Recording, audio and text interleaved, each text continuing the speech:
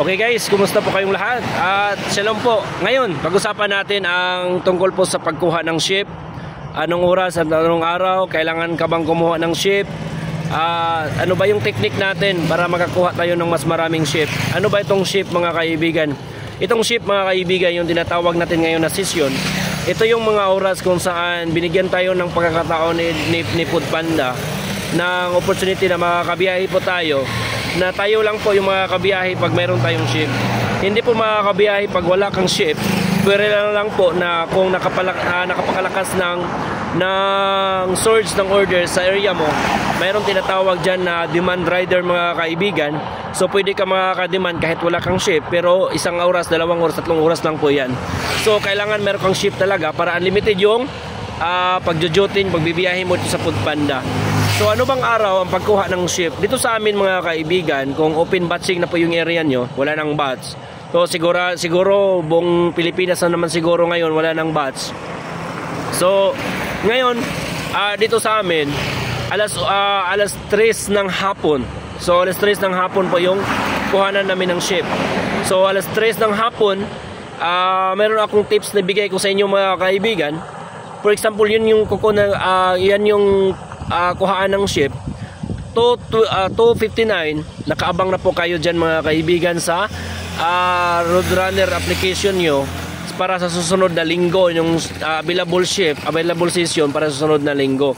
So i-click nyo yan pag patak talaga ng alas 3 ng hapon. At make sure mga kaibigan, yung cellphone nyo nakasit po yan ng auto location. Kumbaga dito sa Pilipinas, parehas po yung oras ng cellphone mo at oras ng computer, lahat ng legit na totoong oras sa bansa natin. Kasi meron iba-iba yung minsan, kasi yung oras natin ina-advance natin ng 5 minutes, ina-advance natin ng 2 minutes, 3 minutes. So kailangan naka-sit po yan na auto location para parehas yung oras mo at saka oras ng system ng kuhanan ng ship mga kaibigan. So simula Monday, for example, ngayon is Wednesday.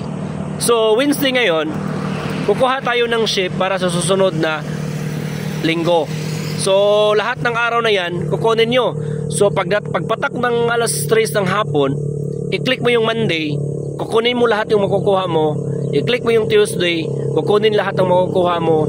Thursday hanggang Sunday, so click mo, kukunin mo yan lahat mga kaibigan, para mayroon kang ship na jusutihan sa linggo na yan, sunod na linggo. So yan yung sikreto dito natin sa Foodpanda, para marami tayong booking, marami tayong kita, ay kukuha talaga tayo ng maraming ship mga kaibigan. So kung wala kang makukuha ng ship, dahil agawan to mga kaibigan sa pagkuha ng ship, agawan po ito.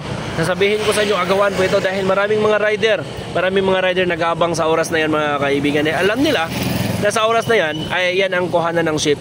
Pero meron pa din tayong option dyan mga kaibigan, na magkakaship pa din tayo kahit nahuli tayo sa pagkuha doon sa oras ng pagkuha. So maghintay ka hang alas 12 ng mahating gabi hanggang alas 2 ng umaga. Kung wala kang ship sa sunod na linggo, hintay ka sa simula Merkules ng gabi hanggang gabi-gabi na yan, magmasid ka lang doon sa mga pizza na yun na gusto mong dutihan sa sunod na linggo para makakuha ka din ng ship mga kaibigan. Dahil minsan magbibigay si Panda ng mga schedule tuwing hating gabi mga kaibigan.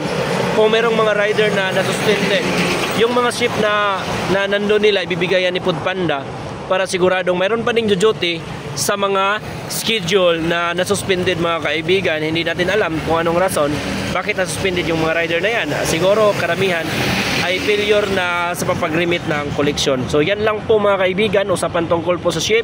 And don't forget to subscribe po at ride safe po kayong lahat mga kaibigan. Ride safe po kayong lahat.